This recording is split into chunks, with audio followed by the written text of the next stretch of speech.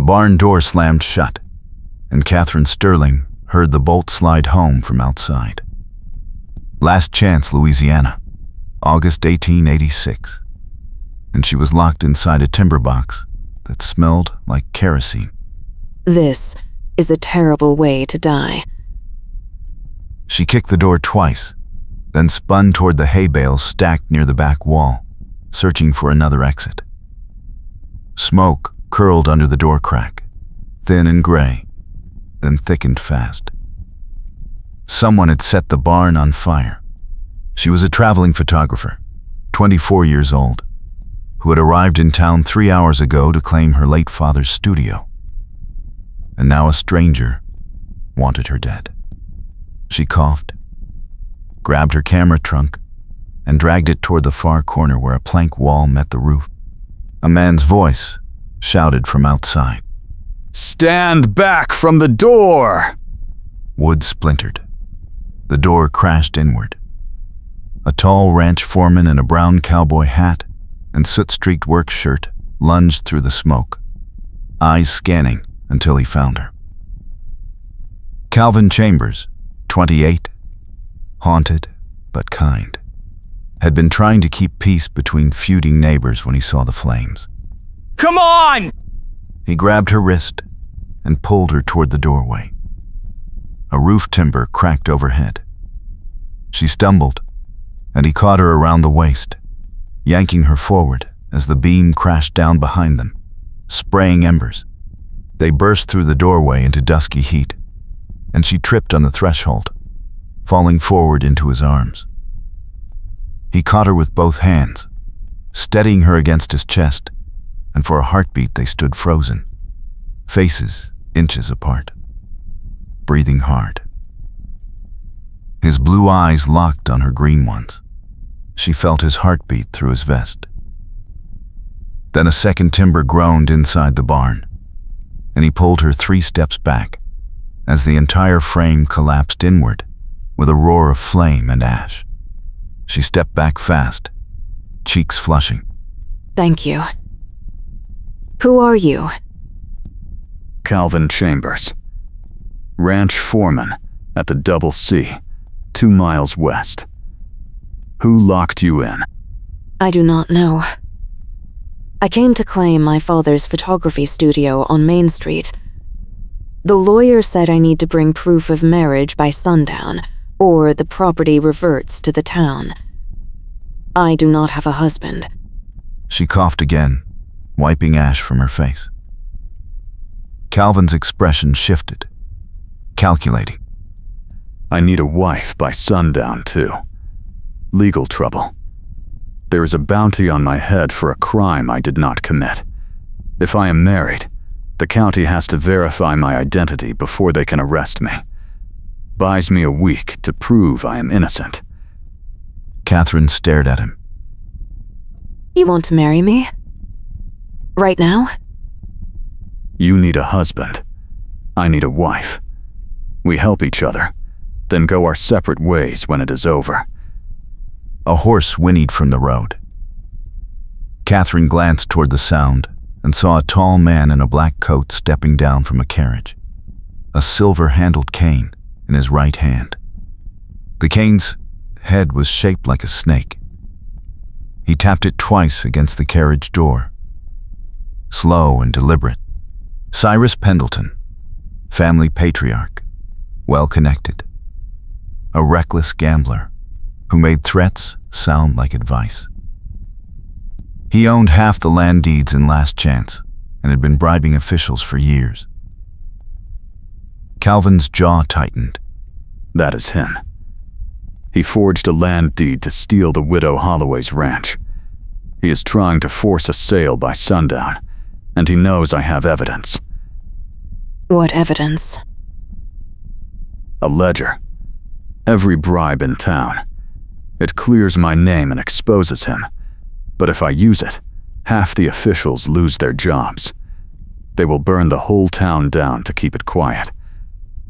Cyrus tapped his cane again, watching them. Katherine made a fast decision. Where is the nearest preacher?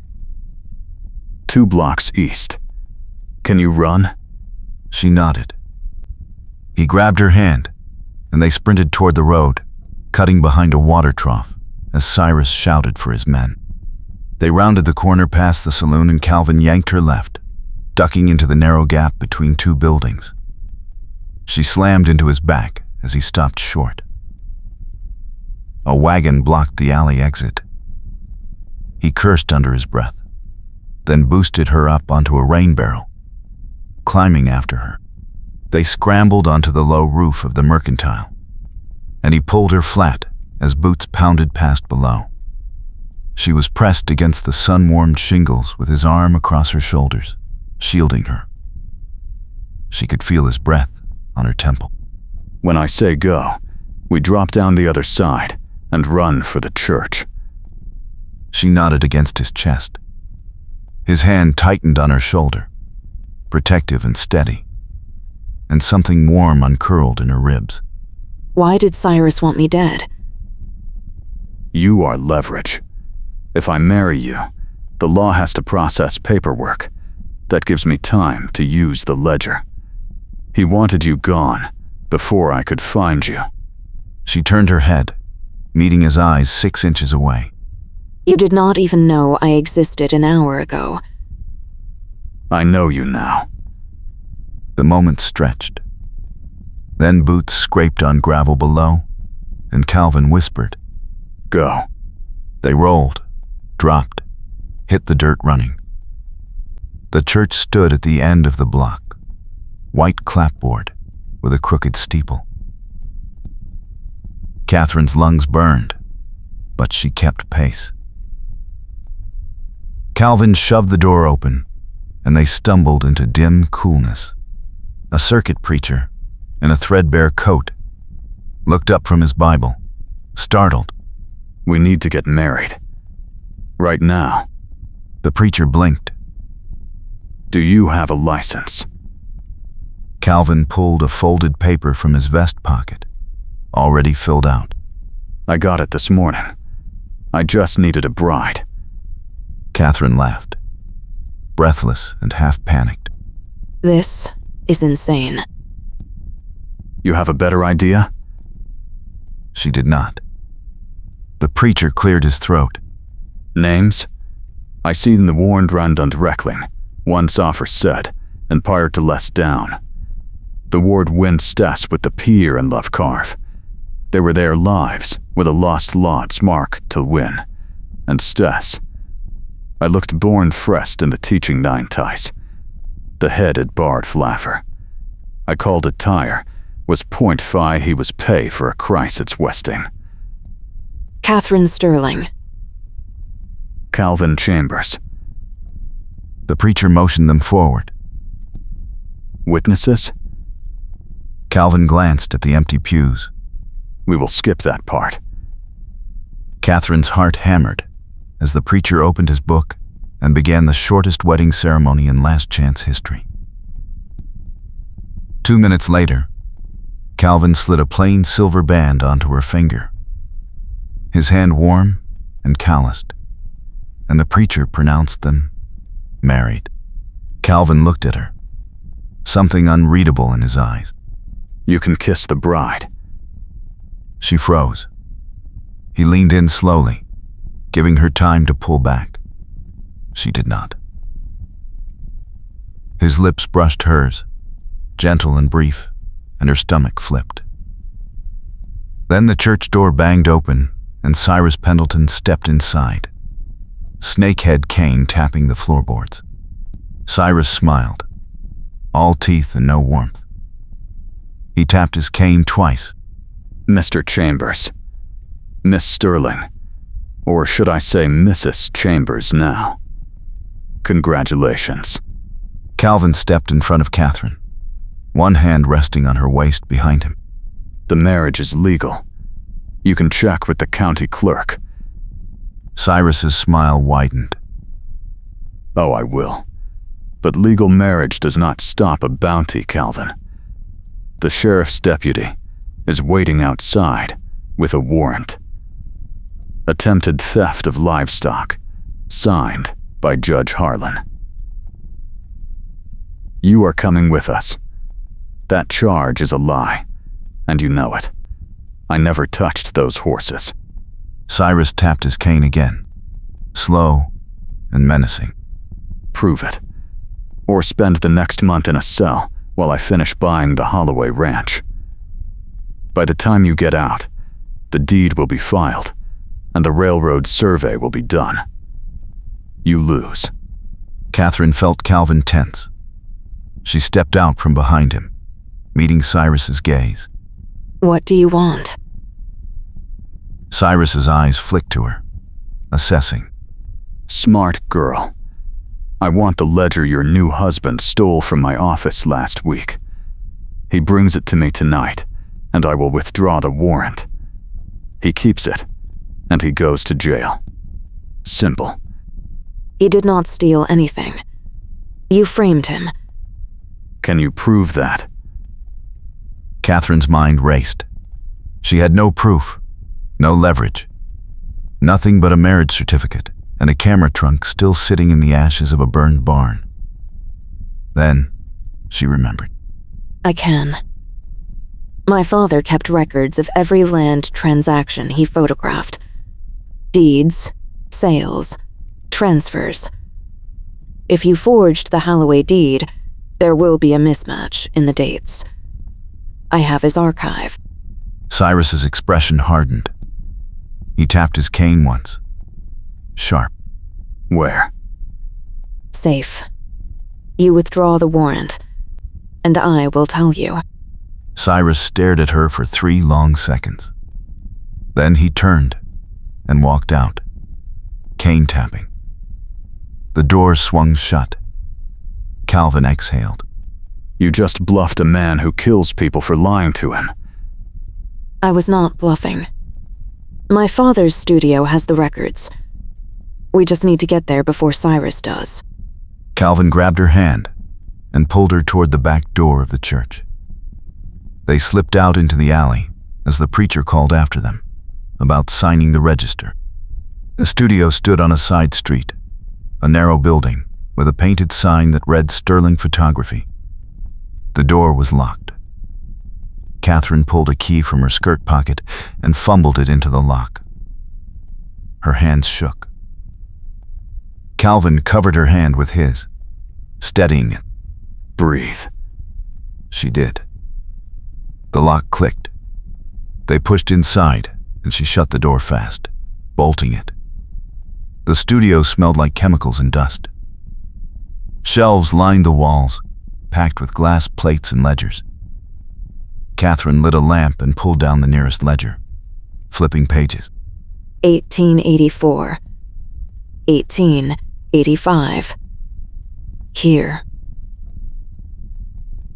Land transactions. She ran her finger down the entries. Calvin leaned over her shoulder, close enough that she felt his warmth. What are we looking for? The Holloway deed. If Cyrus forged it, the date will not match my father's photograph.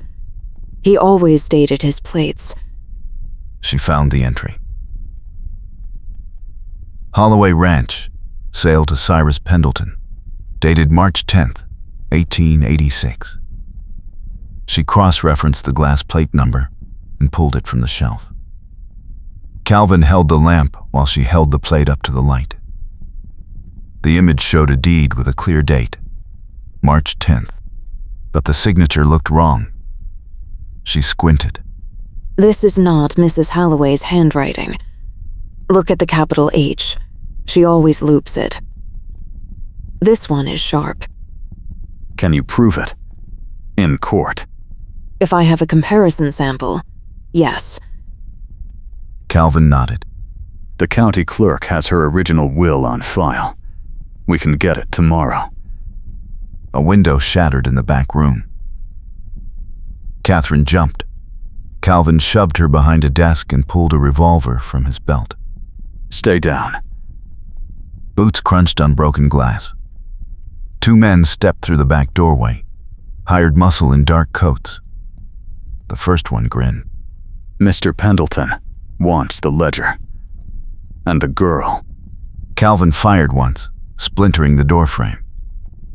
The men ducked back. Run! He grabbed Catherine's wrist and hauled her toward the front door. She snatched the glass plate and ledger as they bolted outside. Gunfire cracked behind them. They sprinted down the street, dodging behind a horse trough as bullets whined past. Catherine's breath came in gasps. Where are we going? Train yard.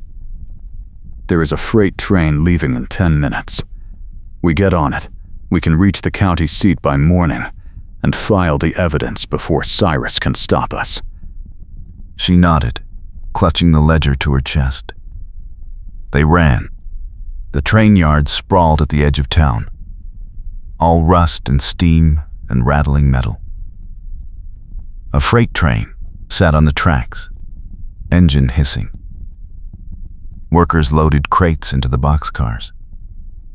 Calvin pulled Katherine into the shadows behind a water tower. See the third car? We climb in when the engineer is not looking. And if he is looking? We climb in anyway. She laughed, breathless and wild. He grinned at her, and for a second the danger felt less heavy. Then a shout rang out. Cyrus's men had reached the yard. Calvin swore. Now! They broke from cover, running flat out for the train. The engine whistle screamed. The train lurched forward, wheels grinding. Catherine's heart sank. They were too late. Calvin did not slow. He grabbed her hand and ran faster, pulling her alongside the moving boxcar. Jump. He leaped, caught the iron rung, hauled himself up. Katherine ran, legs burning, and jumped. Her fingers grazed the rung. She missed. Calvin lunged, caught her wrist with both hands, and pulled hard. She slammed into the side of the car, boots dragging, and he dragged her up inch by inch until she could grab the rung herself. They scrambled into the open boxcar and collapsed on the rough wooden floor, gasping. The train picked up speed. Gunfire cracked from the yard. Bullets sparked off the metal roof. Calvin rolled on top of Katherine, shielding her with his body as the train roared past the platform and into the darkness beyond town. The gunfire faded. The train clattered over the rails, swaying. Calvin lifted his head, looking down at her. Their faces were inches apart again, both breathing hard. You all right? She nodded, unable to speak. His weight pressed her into the floor, solid and warm, and she realized her hands were gripping his vest. He did not move. Neither did she. Then the train hit a bend and they both slid sideways, breaking the moment. He rolled off, offering his hand. She took it, and he pulled her upright. They sat against the boxcar wall, shoulders touching, watching the Bayou night rush past through the open door. We just got married and immediately became fugitives. Calvin laughed, low and rough. Best wedding day ever. You have low standards. You married me. What does that say about your standards? She elbowed him lightly. He caught her hand, threading his fingers through hers. The gesture felt easy, natural, like they had done it 100 times. She looked at their joined hands, and her chest tightened. What happens when this is over? What do you want to happen? I do not know. I came here to run a photography studio, not to marry a stranger and fight a land baron. You are doing both pretty well. She smiled despite everything. What about you? What do you want? I want to clear my name.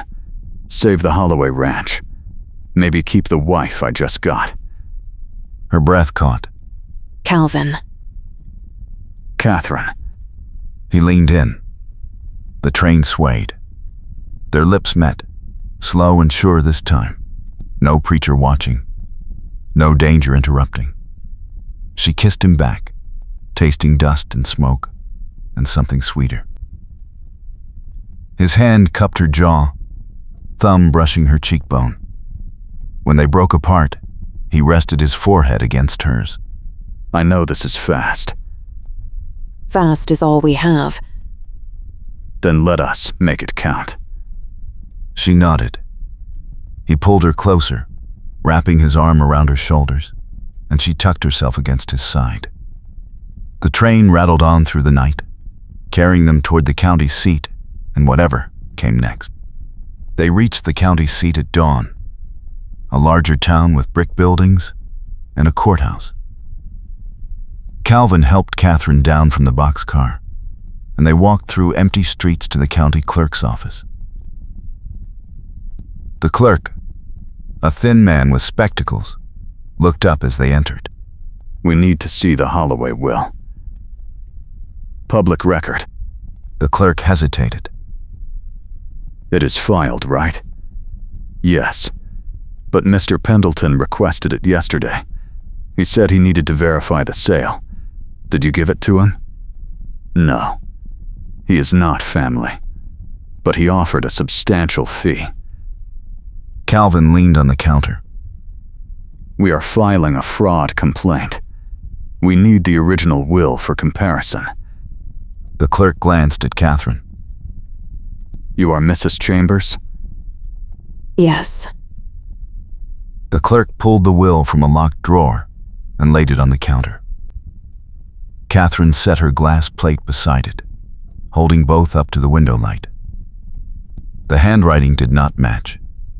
The real will looped every capital H. The forged deed used sharp angles.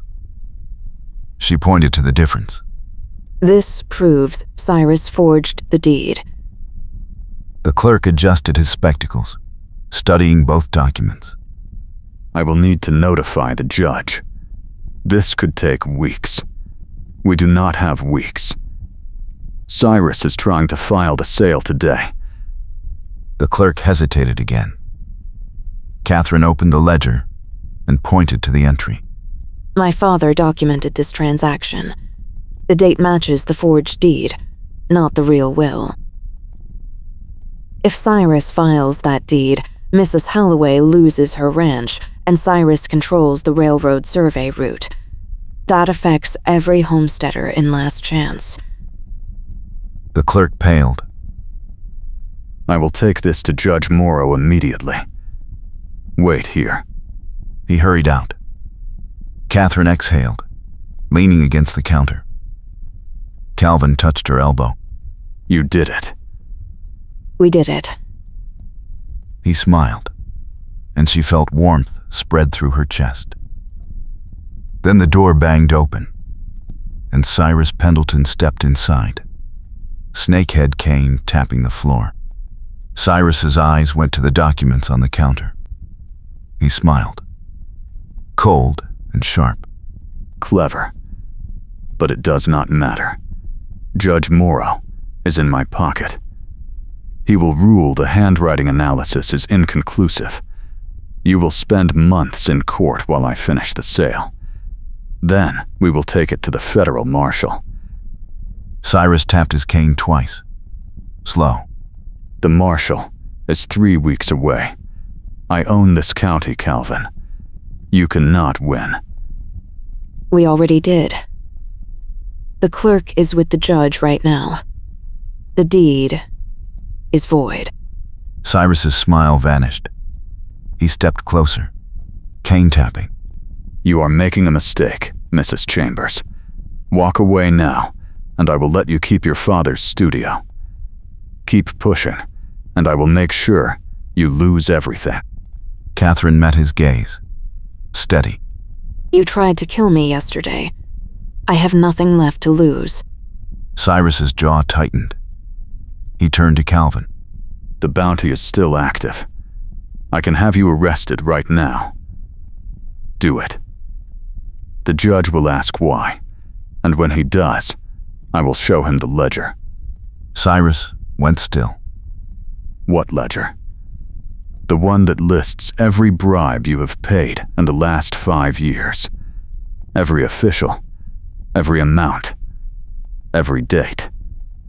I took it from your office the night you framed me. Cyrus's knuckles whitened on his cane. You are bluffing. Try me. For 10 long seconds, no one moved. Then Cyrus turned and walked out, cane tapping hard. The door slammed. Katherine let out a shaky breath. Is there really a ledger? Yes. It is hidden at the Holloway Ranch. If Cyrus tries anything, I will use it. And if he calls your bluff? Then, we run. She laughed, half hysterical. This is insane. You keep saying that. Because it keeps being true. He grinned and pulled her into a quick, fierce kiss. When he let her go, she was smiling too. Colorized late 1800s American West photograph. Natural light, gentle contrast, slightly soft focus, subtle film grain, faint dust/scratches, slight vignetting, no text, no watermark. Same 2 leads as pic_1. Woman mid-20s with chestnut hair and loose bun, green eyes, ivory blouse and burgundy skirt. Man late 20s with dark brown hair, blue eyes, tan work shirt, dark vest, brown cowboy hat. Both standing close together inside clerk's office. His hands cupping her face, her hands gripping his forearms, kissing fiercely with urgent passion. Eyes closed, expressions showing relief and joy mixed with lingering tension. Background shows government office interior. Foreground edge of wooden counter that evening. They stood in the dusty yard behind the general store, watching the sun sink into the bayou. Calvin's arm was around her waist. Katherine leaned into him, tired but happy. We did it. We really did. She tilted her head up. He kissed her again, slow and sweet. When they broke apart, she was grinning. So what now?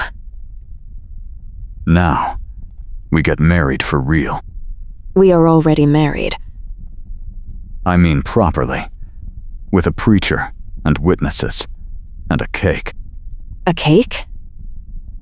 You deserve a cake. She laughed and kissed him again. Then, she sobered.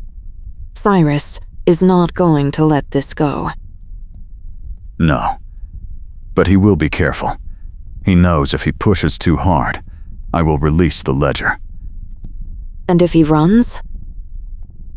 Then he runs. Either way, he is done here. She nodded slowly. What about the bounty? Judge Morrow is signing the dismissal tomorrow morning. By noon, I will be a free man. And then? Then I go back to the Holloway Ranch. Keep the peace between the neighbors. Try to build something lasting. She pulled back, studying his face. What if I came with you? He went still. You would leave last chance? I would leave anywhere if it meant being with you. His smile was slow and bright. Then come with me. We will build a life together. You can take photographs. I will keep the peace. We will make it work. Promise? Promise. She kissed him again, and this time, neither of them pulled away. Colorized late 1800s American West photograph. Natural light, gentle contrast, slightly soft focus, subtle film grain, faint dust/scratches, slight vignetting, No text, no watermark. Same two leads as pic_1. Woman mid-20s with chestnut hair and loose bun. Green eyes. Ivory blouse and burgundy skirt. Man late 20s with dark brown hair. Blue eyes. Tan work shirt. Dark vest. Brown cowboy hat. Both standing close together in dusty yard behind general store at golden hour, his arms wrapped around her waist. Her hands on his chest, kissing tenderly with eyes closed, expressions peaceful and happy. Background shows warm orange sunset sky. Foreground wooden fence post and scattered straw. Midground stacked crates and barrels. Background silhouette of store building and distant bayou trees. The next morning, Katherine woke to pounding on the door. Calvin was already up, pulling on his boots. She sat up, heart racing. What is it? Do not know. Stay here. He crossed to the window and looked out. Then, he swore. It is the sheriff. And Cyrus. What? Get dressed. Fast. Katherine scrambled into her clothes, fingers clumsy on the buttons. Calvin grabbed his hat and opened the door. The sheriff stood on the porch, looking uncomfortable. Cyrus stood beside him, smiling. Morning, Calvin. Mrs. Chambers. What do you want, Cyrus? Just checking on my property. The barn out at the old Sterling place. Heard there was some trouble yesterday. Thought I would make sure everything is secure. The barn is mine. The deed is void. Judge Morrow has not ruled yet. Until he does, the property is still in dispute, which means I have every right to inspect it. Calvin's jaw tightened. You are not going near that barn. Then you are obstructing a property owner. Sheriff, arrest him. The sheriff shifted, uneasy. Now hold on, Mr. Pendleton. I do not think that is quite. I am a taxpayer and a property owner. This man is threatening me. Do your job. The sheriff sighed and looked at Calvin. I am sorry, son. I gotta bring you in. Just until the judge sorts this out. This is ridiculous. I know. But it is the law. Katherine stepped forward. Then, I am coming, too. Ma'am, that is not. I am his wife. Where he goes, I go. Cyrus's smile widened. How romantic. Calvin put a hand on her arm. Katherine, stay here. No, Please. no. He sighed and looked at the sheriff. Fine. Let us get this over with. They walked to the jailhouse in tense silence. Cyrus followed, cane tapping. When they reached the cell, Calvin turned to Katherine. Go to the judge. Tell him what Cyrus is doing. I am not leaving you. You have to. If Cyrus gets to the barn first, he will destroy the evidence. The ledger is hidden there. You have to get it before he does. She hesitated. Trust me. She kissed him quickly, then turned and ran. Colorized late 1800s American West photograph.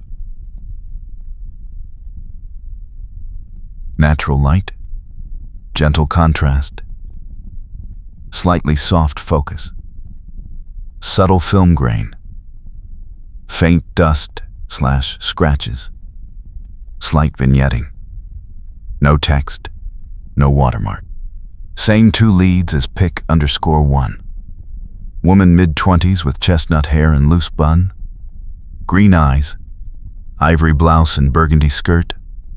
Man late 20s with dark brown hair, blue eyes, tan work shirt, dark vest, brown cowboy hat. Woman running away from jailhouse entrance with desperate urgency, looking back over shoulder with worried expression, skirt gathered in one hand. Man visible through barred window behind her, gripping bars, watching her go with intense protective expression. Background shows dusty town street with harsh morning sun. Foreground kicked up dust from her boots. Midground hitching post and water trough. Background false front buildings and distant riders. Katherine ran hard, lungs burning. The barn was half a mile out of town, past the overgrown Sterling property. She could see smoke rising in the distance. Her stomach dropped. Cyrus had set it on fire. She pushed harder, boots pounding the dirt road. By the time she reached the property line, flames were licking up the barn walls. She skidded to a stop, chest heaving. The ledger was inside. If it burned, they had nothing. She looked around wildly. A water trough stood near the fence, half full. She grabbed a bucket, filled it, and ran toward the barn. The heat hit her like a wall. She threw the water on the nearest flames, but it barely made a dent. She ran back for more. On her third trip, a timber cracked overhead.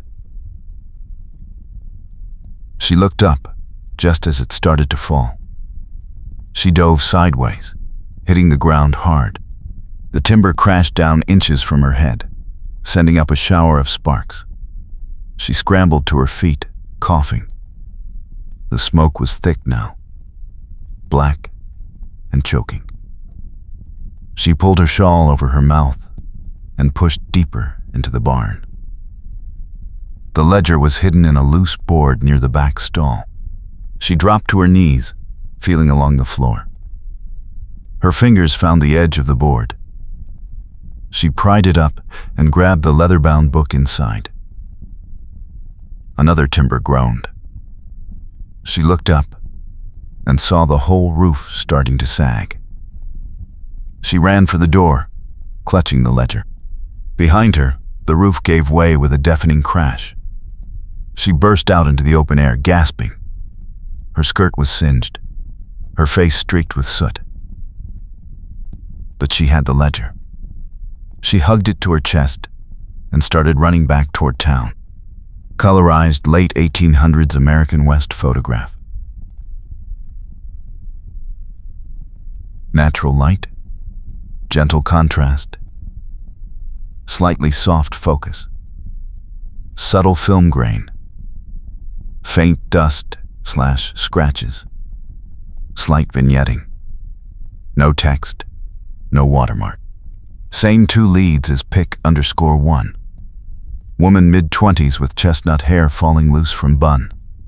Green eyes, ivory blouse, and burgundy skirt with singed hem.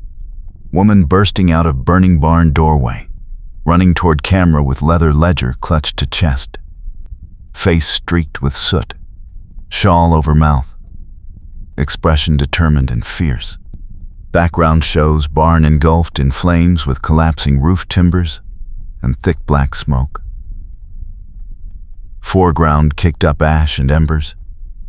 Midground wooden fence posts. Background orange glow of fire against blue sky. She reached the jailhouse 10 minutes later, out of breath and shaking. The sheriff looked up, startled. Mrs. Chambers, what happened? Cyrus set the barn on fire. He tried to destroy the evidence. She slammed the ledger onto his desk. But he failed. This is the proof Calvin was talking about. Every bribe Cyrus has paid in the last 5 years. Every name. Every date. Every dollar. The sheriff opened the ledger slowly. His face went pale. Sweet mercy. Release my husband. Now. The sheriff stood and unlocked the cell. Calvin stepped out, eyes on Katherine. You got it. I got it. He pulled her into his arms, holding her tight. You are crazy.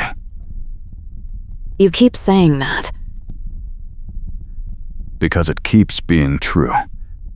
She laughed against his chest. The sheriff cleared his throat.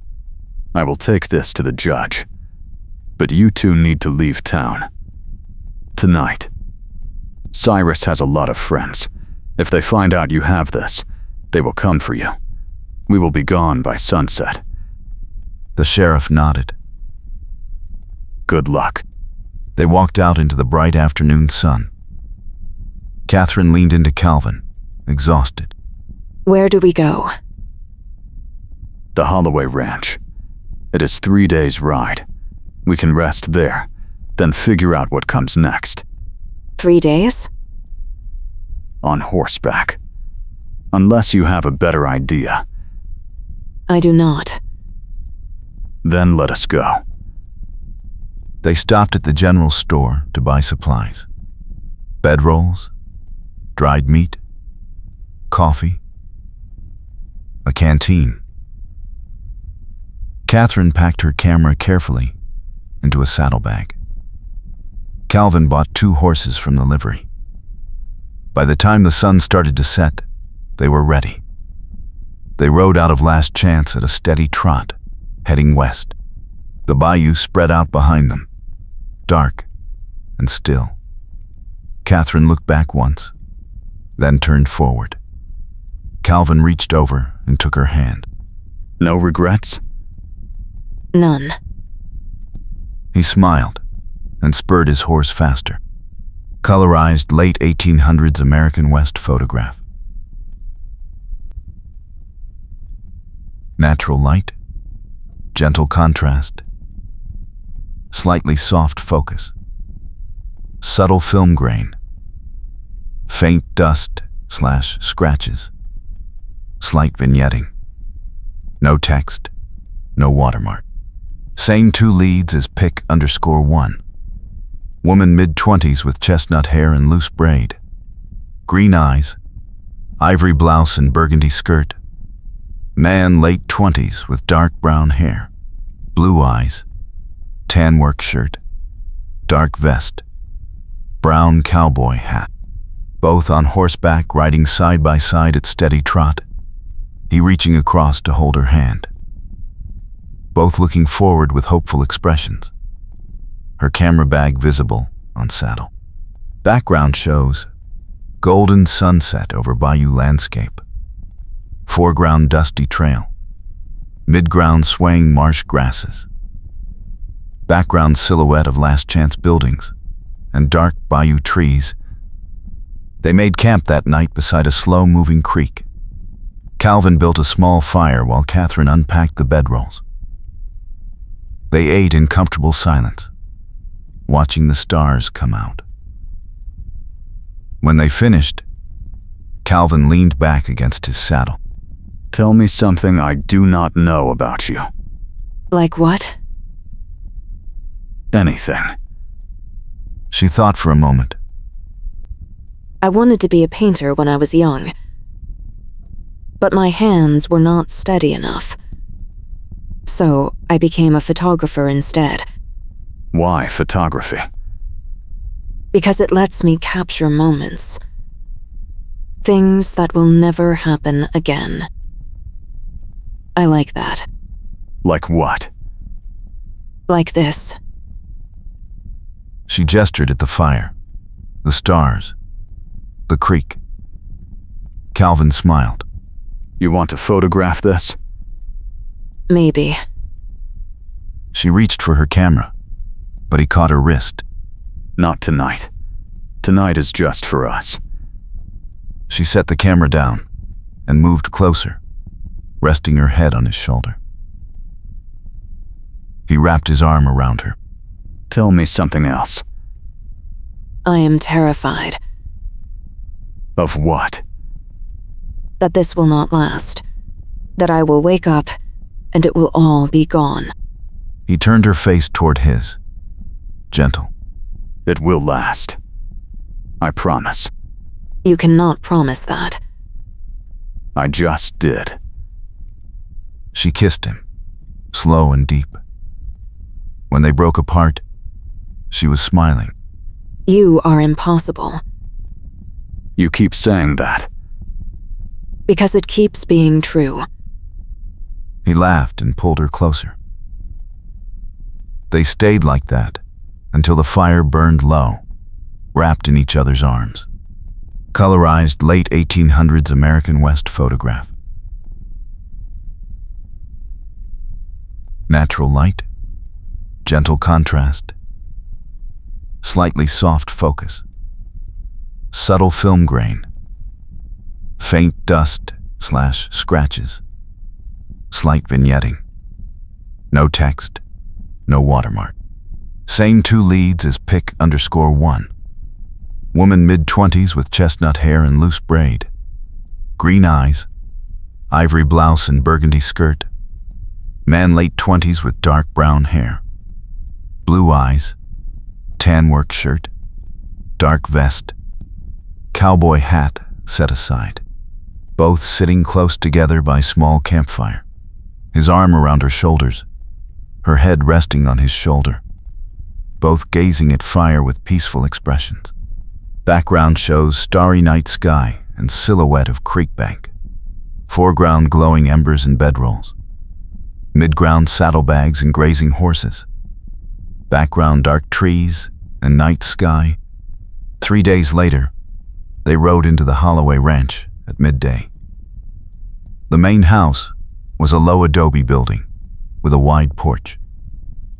A man in his 50s stepped out, squinting against the sun. Calvin Chambers.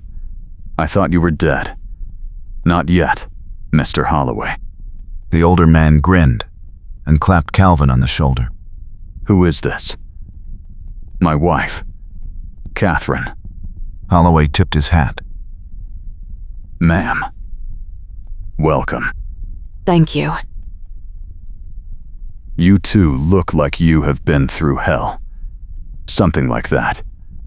Well, come inside. I will get you fed and cleaned up. Then you can tell me what happened. They followed him into the house. Over coffee and cornbread, Calvin explained everything. The bounty, the forged deed, the ledger, the fire. Holloway listened in silence, shaking his head. Cyrus Pendleton. I should have known. He has been trying to buy up land all along the rail survey route. Wanted to sell it back to the railroad at 10 times the price.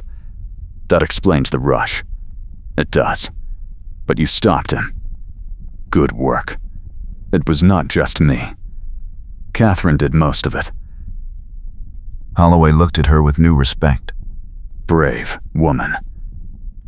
Desperate woman. Same thing. Out here. Calvin reached over and squeezed her hand. Holloway noticed and smiled. You two planning to stay? If you will have us. I can always use another foreman. And a photographer. Lot of folks around here would pay good money for family portraits. Really? Really? She looked at Calvin. He nodded. Then, we will stay. Good. You can have the old line shack out, past the creek.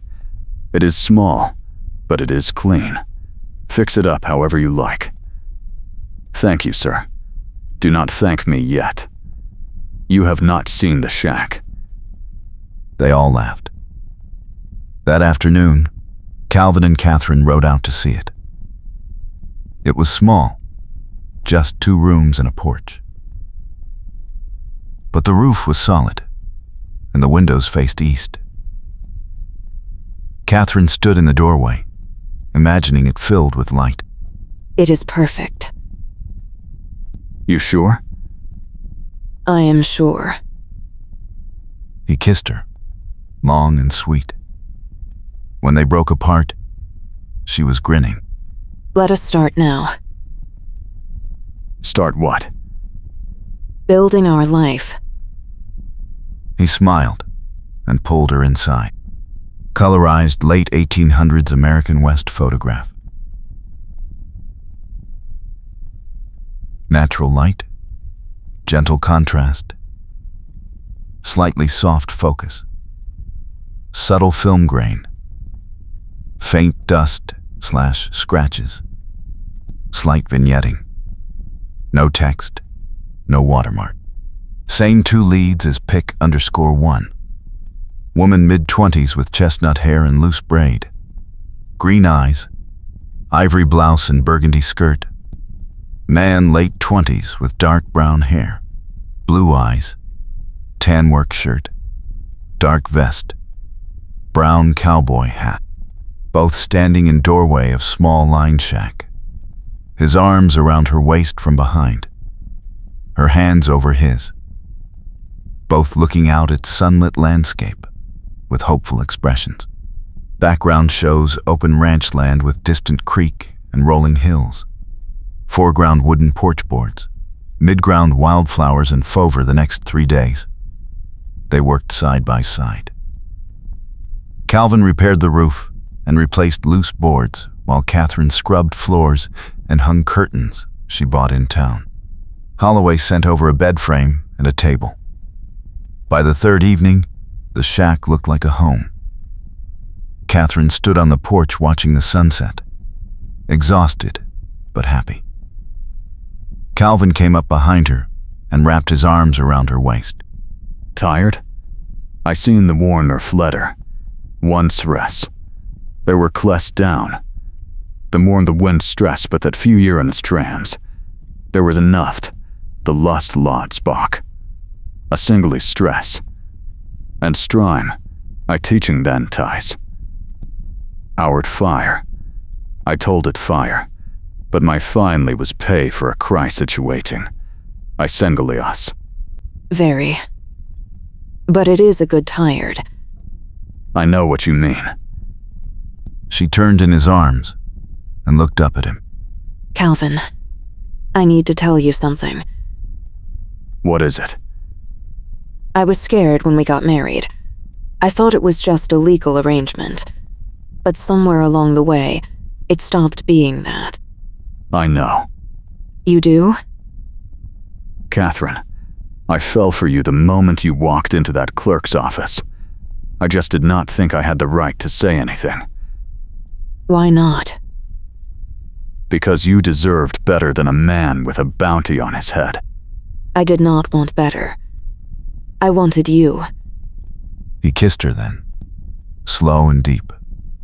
When they broke apart, she was breathless. I love you, Katherine. I love you too. They stood there for a long moment, holding each other as the sun dipped below the hills. Then Katherine pulled back, smiling. So what do we do now? Now? We build a life. Raise horses. Maybe take some photographs. Sit on this porch every evening and watch the sun go down. That sounds perfect. It does. Does not it? She laughed and kissed him again. Behind them, the door to their home stood open, warm lamplight spilling onto the porch. The next morning, they rode into town together. Katherine had 3 portrait appointments scheduled, and Calvin needed to pick up supplies. As they tied their horses outside the general store, the sheriff walked over. Morning, Calvin. Mrs. Chambers. Morning, Sheriff. I wanted to let you know. The federal marshal arrived yesterday. He reviewed the evidence and the ledger you handed over. Cyrus Pendleton has been arrested. Calvin straightened. Arrested? He will be transported to the territorial court next week. Judge Morrow resigned this morning. A lot of folks are talking about cleaning house around here. What about the bounty? Voided. Calvin is cleared. Katherine grabbed Calvin's arm, grinning. It is over. It is over. The sheriff tipped his hat and walked on. Calvin turned to Katherine, still processing. I cannot believe it. Believe it. You are free. We are free. She laughed and threw her arms around his neck. He spun her once, right there on the boardwalk, not caring who saw. When he set her down, she was still smiling. So what now? Now we go home. Home. I like the sound of that. They walked back to the horses, hand in hand. As they rode out of town, the sun climbed higher, warm on their backs. The road ahead was clear and open. Whatever came next, they would face it together. That evening, they sat on the porch of the line shack, watching the sky turn pink and gold. Calvin had his arm around Katherine's shoulders, and she leaned into him, content. Do you ever think about what would have happened if I had not walked into that clerk's office?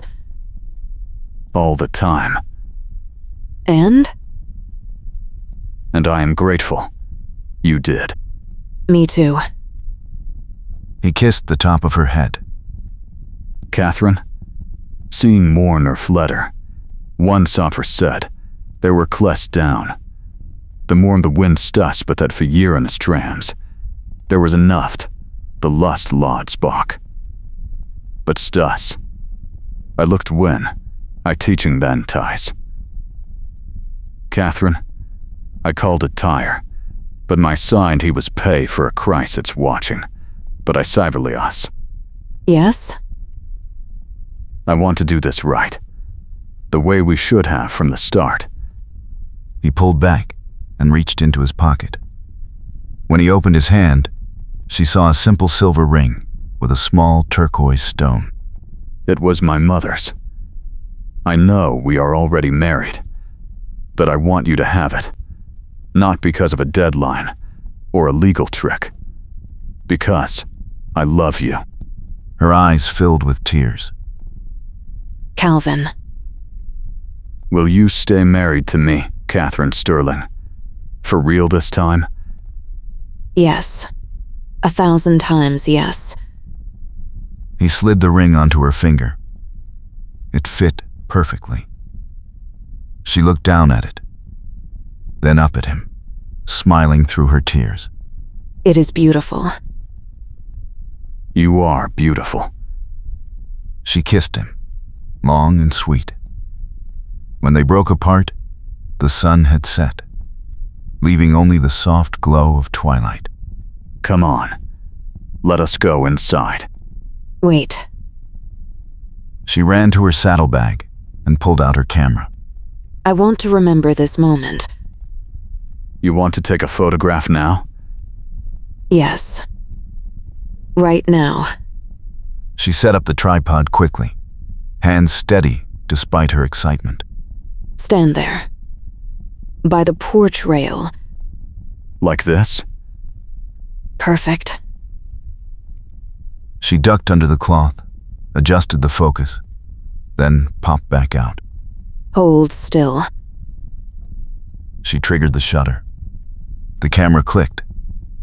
She grinned at him. Got it. Good. Now come here. She left the camera and walked into his arms.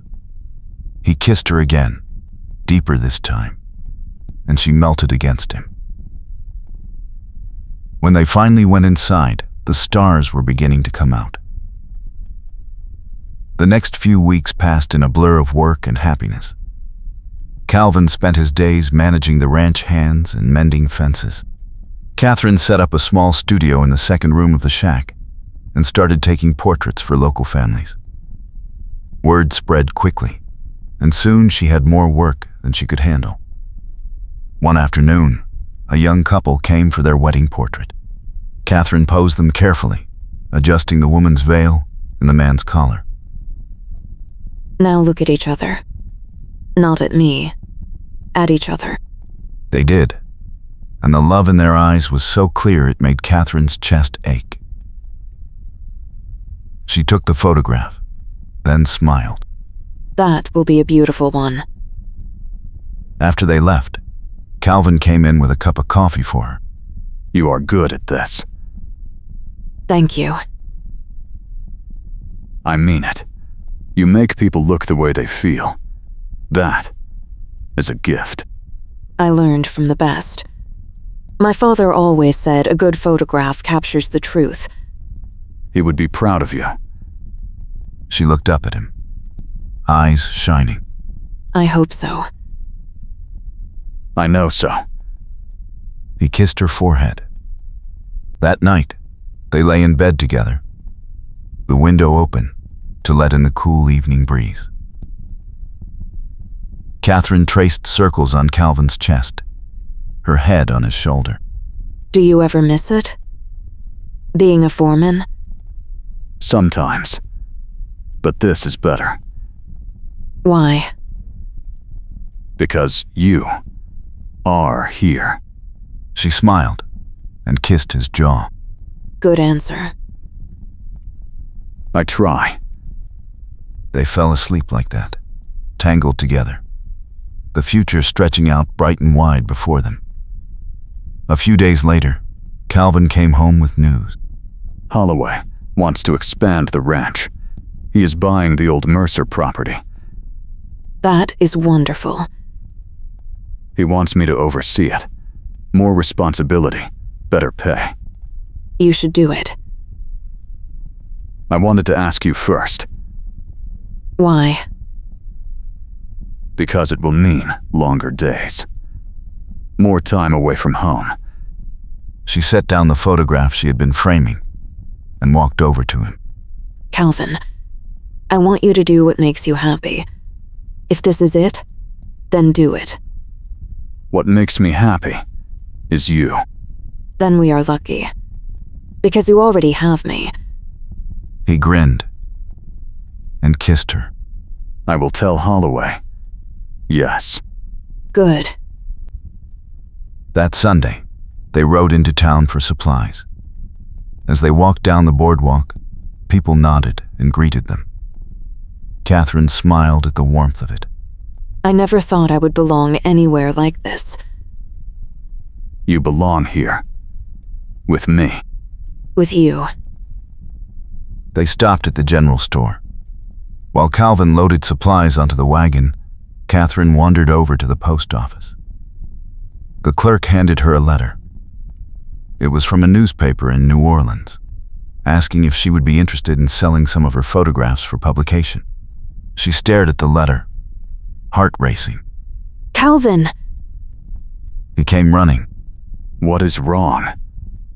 Nothing is wrong. Look at this. She handed him the letter. He read it, then looked up at her, grinning. Katherine, this is incredible. They want to pay me. For my work.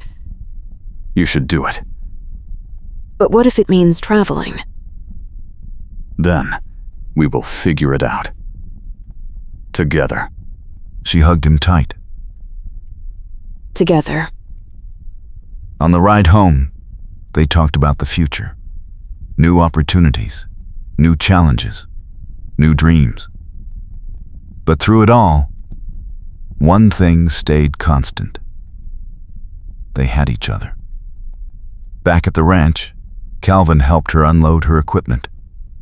As they worked, Holloway rode up. Calvin, got a minute? Sure. We have got rustlers hitting the north pasture. I need you to ride out with the men tonight and set up a watch. I will be ready. Katherine frowned. How dangerous is this? Should be fine. Just a watch. We catch them. We turn them over to the sheriff. Should be fine is not the same as will be fine. I will be careful. He kissed her forehead. I promise. That night, Calvin rode out with 4 ranch hands. Katherine stayed behind, pacing the porch. She tried to work on her photographs, but her mind kept drifting. Finally, she gave up and sat on the porch steps, watching the dark horizon. Hours passed. Then, just after midnight, she heard hoofbeats. Calvin rode up alone, dusty and tired. She ran to him. What happened? We caught them. 3 men. Turned them over to the sheriff. Are you hurt? Not a scratch.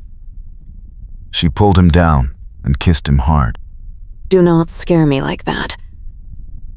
I will try not to. They walked inside together. She heated water for him to wash, then sat with him while he ate cold cornbread. I was terrified. I know. I am sorry. Do not be sorry. Just come home safe, every time. I will. He reached for her hand. Katherine, I want to build something with you. Not just a home, but a life. A real one. We already are. I know. But I want more. I want to wake up next to you every morning for the rest of my life. I want to grow old with you. She smiled, tears in her eyes. Then that is what we will do. He pulled her onto his lap and kissed her. She wrapped her arms around his neck, holding him close. The next morning, they woke to sunlight streaming through the window. Katherine stretched, smiling, then turned to find Calvin already awake, watching her. What? Just memorizing this. Memorizing what? You. Right now. Happy. She kissed him softly. I am happy. Good. They spent the morning working side by side. Calvin repaired the porch railing while Katherine organized her darkroom supplies. Around noon, a rider came up the trail. It was the sheriff. Calvin straightened, wiping his hands on his pants. Sheriff, what brings you out here? Just wanted to give you an update. Cyrus Pendleton was convicted yesterday. 20 years in the territorial prison. Katherine gasped. Calvin nodded slowly. Good. He deserved worse. He did. But justice was served. Thought you would want to know. Thank you, Sheriff. The sheriff tipped his hat and rode off. Katherine walked over to Calvin and took his hand. It really is over now. It is. So what do we do? We live. She smiled and leaned into him. That afternoon, they rode into town together to pick up supplies. As they walked down the boardwalk, people nodded and smiled. Katherine felt a warmth spread through her chest. This was home now. These were their people. At the general store, the clerk handed Katherine a package. This came for you yesterday. Katherine opened it. Inside were advance copies of the New Orleans newspaper, featuring 3 of her photographs on the front page. Her hands trembled as she read the caption. Calvin. Look. He leaned over her shoulder, grinning. Katherine, you are published. I am published. She laughed, half disbelieving. The clerk smiled. Congratulations, Mrs. Chambers. You are making Last Chance famous. Thank you. Outside, Calvin swept her into his arms and spun her around. She laughed, clutching the newspapers. I am so proud of you. I could not have done it without you. Yes, you could have. But I am glad I got to be here for it. She kissed him, right there on the boardwalk, not caring who saw. When they broke apart, she was grinning. Let us go home. Best idea you have had all day. They rode back to the ranch as the sun began to set, painting the sky in shades of gold and pink. At the line shack, they unsaddled the horses together, working in comfortable silence. Then, Calvin pulled her close. Katherine, seeing mourner Fletter, one sopper said, There were cless down. The more the wind stus but that for year in his trams. There was enough, the lust lod spark. But stus. I looked when, I teaching then ties. Catherine, I called it tire, but my signed he was pay for a Christ it's watching, but I cyberly us. Yes? I love you. I love you too. He kissed her, slow and tender, as the last light faded from the sky.